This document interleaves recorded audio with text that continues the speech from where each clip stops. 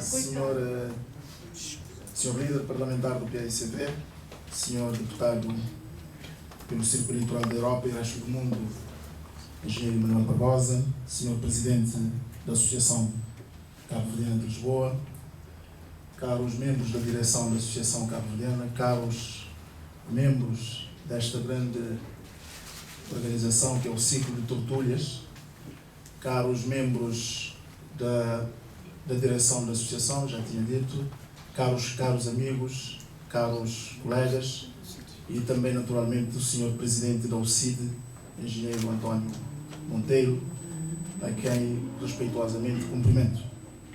Permitam-me agradecer em primeiro lugar, em nome dos deputados do MPD, o convite que nos foi dirigido pelo Círculo de Tertúlias Cabo Verde em Debate para participar nesta edição da Conversa Com. O Círculo de Tertúlias é uma referência nacional e um dos vários exemplos extraordinários que a nossa magnífica diáspora pode fazer para influenciar o dia-a-dia de Cabo Verde. Espero estar à altura da expectativa.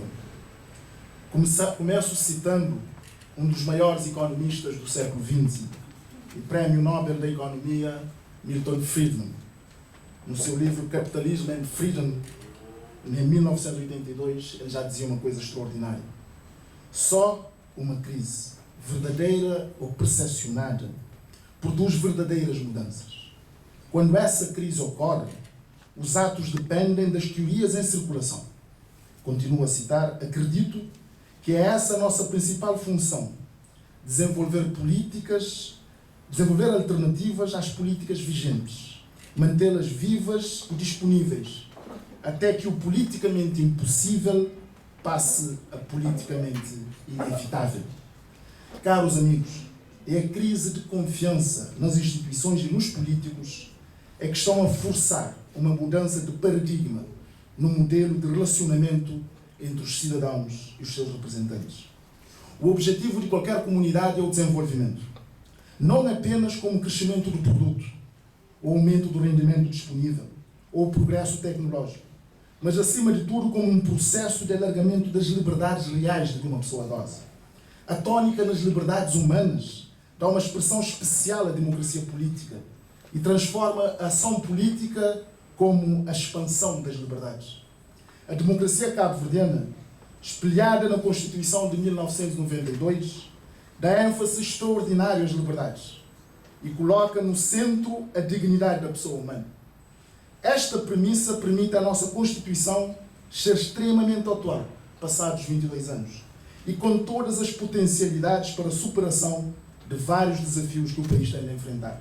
Aliás, a Constituição de 1992 é um ativo estratégico, porque é nela que estão espelhados as liberdades políticas, direitos civis, controle da corrupção e a primazia da pessoa humana.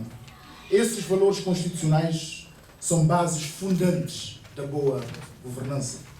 A Constituição assegura a estabilidade e governabilidade do país e o funcionamento regular das suas instituições democráticas. O sistema eleitoral propicia maiorias claras de governo e alternância de poder. A Constituição obriga tranquilamente, sem margens para dúvidas, consensos nacionais nas áreas de soberania. Mas não nos deve bastar apenas a Constituição. Não nos deve bastar sermos uma democracia. Nós somos uma democracia imperfeita. Devemos ambicionar, porque perfeitamente ao nosso alcance depende essencialmente de nós ser uma democracia real. Uma coisa é o aspecto exterior do edifício, outra o seu funcionamento.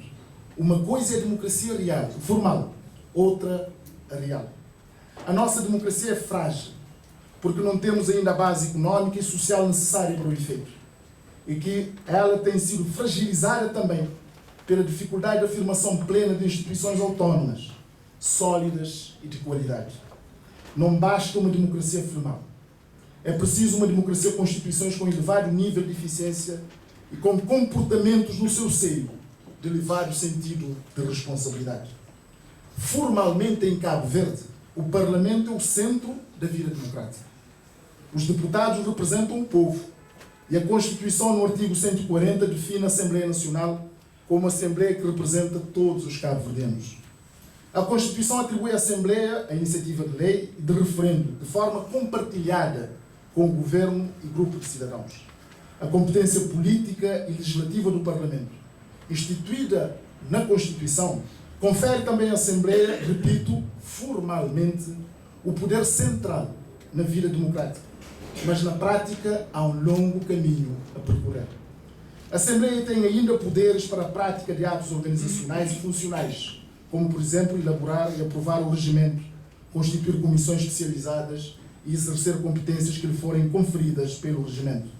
Os deputados têm poderes de apresentar projetos de lei e resoluções, propostas de alterações de diplomas, requerer a fiscalização da constitucionalidade, criar comissões eventuais, comissões de inquérito, apresentar moções de censura ao governo, entre outras competências. O regimento é o documento que materializa ou faz o roteiro das competências do Parlamento, como fator vital do sistema político. O regimento determina o modus operandi da competência legislativa, da fiscalização da atividade governativa e de representação de todos os cabo-verdianos. O regimento da Assembleia Nacional tem uma longa história. Foi instituído através da Lei nº 37/597, de 1 de setembro, e revisto em 2000, está longe de exprimir, neste momento, a dinâmica política e dar expressão máxima ao papel do Parlamento no sistema. O modelo organizativo adotado é centralizado no Governo e relega para segundo plano os deputados e o próprio Parlamento. O processo legislativo, repito, está formalmente centrado nos grupos parlamentares, mas é claro que o impulso legislativo é quase exclusivamente do Governo. A atividade de fiscalização ao Governo dos deputados é limitada. As interpelações e os debates não têm consequência prática, porque o regimento não permite uma prestação de contas efetiva, promovendo antes um Parlamento arena e previsível para a maioria. A dinâmica política atual exige um outro figurino para os debates e interpelações. Para se pedir um debate, por exemplo, no máximo de 2 por sessão legislativa, ou uma interpelação, tem-se que avisar com 15 dias de antecedência. E se for de urgência, tem de ser validado pelo plenário, o que é manifestamente pouco funcional num quadro de competência política, de competição política diária e com vários temas em cima da mesa. As comissões parlamentares de inquérito são pouco eficazes. Que sucesso pode ter uma comissão parlamentar de inquérito ou então uma audição parlamentar se a sua materialização depende da deliberação por voto maioritário? Esta situação não favorece a fiscalização da atividade governativa e diminui o efeito do check and balance tão fundamental numa democracia madura. As comissões especializadas, com o figurino regimental atual do Parlamento, estão, na minha opinião, mais pensada como suporte à plenária do que propriamente um espaço central de trabalhos parlamentares, espaços privilegiados de iniciativas legislativas de fiscalização da atividade governativa. O regimento e o Parlamento devem também refletir a nossa realidade arquipelágica. Infelizmente, tal não acontece. Os deputados têm a sua residência na praia, com direito a 6 visitas ao círculo no máximo de 56 dias. Os estatutos dos deputados obrigam-os a fixarem residência na praia, colocando em causa a proximidade do eleitor ao eleito. Ou seja, se cumprirmos na íntegra os estatutos dos deputados, em cada ano o deputado está no seu círculo apenas 56 dias no caso do deputado nacional e cerca de 40 dias no caso do deputado da diáspora. O Parlamento tem de assumir a responsabilidade da nossa realidade arquipelágica e criar todas as condições para uma participação efetiva de todos os deputados nos trabalhos parlamentares. Para mim também é claro que o sistema político e eleitoral cabo-verdiano acaba por produzir um modelo parlamentar vigente. Os deputados são eleitos nas listas partidárias e sujeitos às disciplinas partidárias nos momentos das votações. Os grupos parlamentares são a emanação dos partidos e o governo responde perante o Parlamento. Esta análise baseia no simples facto de até hoje termos tido maiorias estáveis. Este regimento dará satisfação num quadro de maiorias negociadas ou coligadas. Para mim é claro que o regimento atual, fora de um quadro parlamentar de maioria estável, é bloqueador e disfuncional. O problema não está apenas no Parlamento. está ao nível dos partidos políticos e da sociedade. Caros amigos, se queremos que a nossa democracia evolua no bom sentido para alcançarmos o patamar das democracias plenas, temos de atacar as tais fraquezas. O nosso interesse é que essas fraquezas sejam de facto uma oportunidade que possa compreender e proporcionar uma compreensão sistemática da democracia cabo-verdiana através da discussão crítica das formas alternativas de se pensar as tendências da doutrina democrática instalada na década de 90 no país e o funcionamento das instituições da República. Portanto, as nossas fragilidades no processo democrático não resultam tanto do modelo constitucional, mas sim pela forma sistematicamente parcelar e viciada com que numerosos órgãos e agentes políticos têm interpretado e cumprido os seus deveres constitucionais, aproveitando-se da fraca vigilância e da reduzida cidadania. Neste sentido, convém recordar a não instalação ainda do Tribunal Constitucional e de outras instituições constitucionais são sinais de fragilidade e de elevado grau de desconfiança entre os sujeitos políticos. A comunicação social pública dá pouca voz às dinâmicas sociais autónomas, não reflete a diversidade plural da sociedade, as suas realizações e expectativas, não torna visíveis os invisíveis pelo sistema e não constitui um fator de mobilização cívica. O modelo de relacionamento entre o eleitor e o eleito está viciado e não tem permitido uma verdadeira representação e autenticidade dos mandatos. As descrenças nos políticos, devido às fraquezas do sistema, tem sido reforçado também pela fraca confiança entre o eleitor e o eleito. A ausência de controle do representante pelo representado alterou de forma substancial este relacionamento. A descrença nos políticos, e particularmente nos deputados, deriva de uma relação materialista entre as autoridades públicas e o cidadão, estabelecidos no quadro da competição eleitoral. A ação do Estado deixou de ser impessoal, à procura do bem comum e com benefícios genéricos para a sociedade, para se transformar em ações pessoais em troca de favores eleitorais. 3 minutos.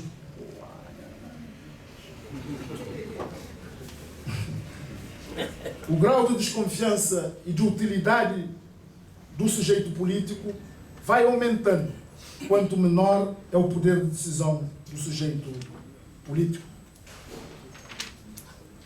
Por isso nós temos 3 problemas. Crise de representatividade, dificuldade em conjugar competição política com cooperação política e fazer da atividade política um prolongamento da atividade cívica. A crise da representatividade e a descrença nos políticos têm a sua origem claramente nos partidos. É preciso adaptar os partidos políticos, alterando profundamente o seu modo de relacionamento com o Estado, com a sociedade, com as empresas, com o indivíduo e com os demais partidos políticos. Os partidos políticos desempenham um papel de destaque, pois são eles que governam e fazem a oposição. Fazem e aprovam leis, fazem e influenciam a afetação e gestão de recursos públicos. Num país pequeno, num pequeno Estado onde se vive de forma apaixonada política partidária e onde o Estado predomina em matéria de prestações sociais, o passo mais decisivo para a criação de um ambiente sustentado por valores éticos deve ser dado precisamente pelos políticos e pelos partidos, ao nível da concessão do poder e do papel do Estado nas relações institucionais, sociais e económicas com os cidadãos. Para que uma sociedade seja democrática e promotora do mérito, tem de estar alicerçada em partidos políticos verdadeiramente democráticos e promotores do mérito. Por isso, defender e prever na lei a possibilidade de garantir e verificar a subsistência da democracia no interior dos partidos políticos é fundamental. Vamos então concluir. Bom, primeiro é preciso debater o princípio das eleições diretas. É preciso alargar o conceito do militante, criando o conceito de simpatizante. A atividade do partido está fortemente interativa e em rede. Mas também a questão da conjugação da competição política com operação política. Não se pode utilizar a política para ajuste de contas pessoais. Infelizmente, em Cabo Verde, a desconfiança entre os sujeitos políticos é maior do que entre os eleitores e os eleitos. Esta normalidade mina o cumprimento da Constituição e inviabiliza a estabilidade institucional. É necessário o estabelecimento de compromissos, forte confiança entre as instituições partidárias e agentes políticos, respeito mútuo em clima de cordialidade no relacionamento, sem prejuízo da necessária diferenciação e competição política. É preciso também ver a política como prolongamento da atividade cívica, porque a diferença entre os países pobres e ricos, como já é comumente aceito, não são os recursos nem a dimensão, muito menos a localização geográfica, é o capital intangível. São valores como o trabalho, a honestidade, coragem, o fair play, tolerância, curiosidade, lealdade e patriotismo que explicam o sucesso duradouro dos países.